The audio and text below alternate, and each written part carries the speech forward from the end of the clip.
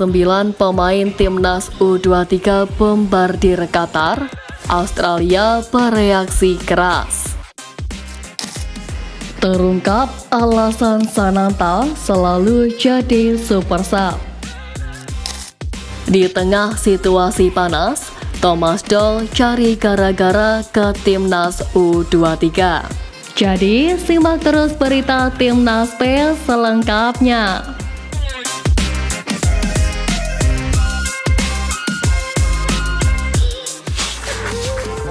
Sembilan pemain timnas U23 bombardir Qatar, Australia bereaksi keras. Pada matchday pertama grup A Senin 15 April kemarin, skuad Garuda Muda mengawali langkah di Piala Asia U23 2024. Marcelino Ferdinand dan kawan-kawan harus menghadapi tuan rumah Qatar U23 di laga pembuka yang berujung dengan kekalahan. Pertandingan sebenarnya berlangsung relatif seimbang, statistik pun membuktikan hal tersebut. Sayangnya, timnas Indonesia dirugikan dengan sejumlah keputusan wasit Nasrullah Kabirov yang kontroversial.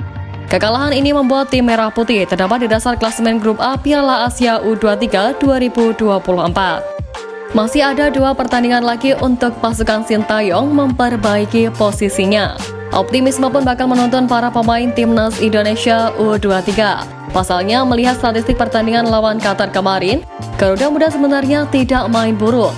Statistik tersebut pun juga disorot oleh pelatih timnas Australia U23 Tony Fitmar yang menantikan timnas Indonesia U23 di laga kedua nanti. Tony Fitmar menggambarkan bahwa Australia U23 bermain kucing-kucingan karena Yordania U23 bertahan dengan kuat dan disiplin meski diserang secara terus-terusan. Selesai ditahan Yordania U23, kini Australia sudah tidak sabar untuk menjalani laga kedua grup A Piala Asia U23 kontra timnas Indonesia U23 di Abdullah bin Khalifa Stadium pada Kamis 18 April mendatang. Diketahui Australia U23 menargetkan untuk lolos ke Olimpiade Paris, Prancis pada 2024. Untuk itu, Oli Ross perlu lebih dulu menjadi juara atau runner-up grup A Piala Asia U23. Sedangkan timnas Indonesia U23 diminta melangkah ke babak 8 besar Piala Asia U23 sembari sesekali mengintip peluang masuk semifinal demi tiket ke Olimpiade Paris.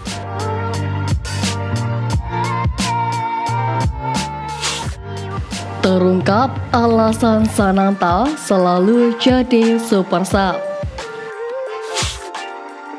Penyerang timnas Indonesia U23 Muhammad Ramadan Sananta harus menuai memori pahit di laga perdana Piala Asia U23. Masuk sebagai pemain pengganti pada pertengahan babak kedua, Sananta yang tampil menyerang harus diganjar kartu merah langsung oleh wasit Nasrullah Kabirov dari Tajikistan pada menit ke-90+6. Mungkin bagi sebagian pecinta timnas Indonesia, kartu merah yang didapatkan oleh penyerang Persis Solo tersebut cukup kontroversial. Pasalnya, wasit Kabirov sebelumnya memberikan kartu kuning kepada Sananta, sebelum kemudian menganulirnya dan menghunus kartu merah setelah melihat tayangan VAR. Lantas, sebenarnya pelanggaran yang dilakukan Sananta itu memang harus diberikan kartu merah, ataukah cukup mendapatkan kartu kuning? Sayangnya, jika pertanyaan ini dijawab secara objektif, maka jawabannya adalah pelanggaran Ramadan Sananta tersebut memang layak untuk diganjar kartu merah langsung.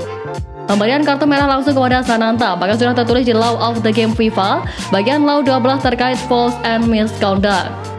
Menyadul laman theva.com, seorang pemain bisa mendapatkan kartu baik kartu merah maupun kartu kuning jika dirinya melakukan sebuah pelanggaran. Pemberian kartu tersebut pun opsional tergantung dengan level pelanggaran yang dilakukan oleh pemain tersebut. Jika dilihat dari tayangan ulang yang beredar, terlihat jelas jika Sananta menginjak kaki pemain Qatar hingga menekuk ke belakang. Hal tersebut tentu saja sangat membahayakan. Adapun alasan yang paling tepat bagi wasit untuk memberikan kartu merah langsung kepada Sananta adalah kondisi yang pertama, yakni membahayakan keselamatan lawan. Jadi dari sini sudah terlihat jelas bahwa sejatinya kartu merah yang diberikan kepada Sananta adalah sah dan sesuai dengan regulasi FIFA. Di samping itu, beberapa supporter timnas beranggapan kejadian itu menjadi salah satu alasan Coach Shin selalu memasang Sananta sebagai pemain pengganti. Walaupun memang ia seorang striker yang tajam, namun Sananta bermain penuh dengan resiko.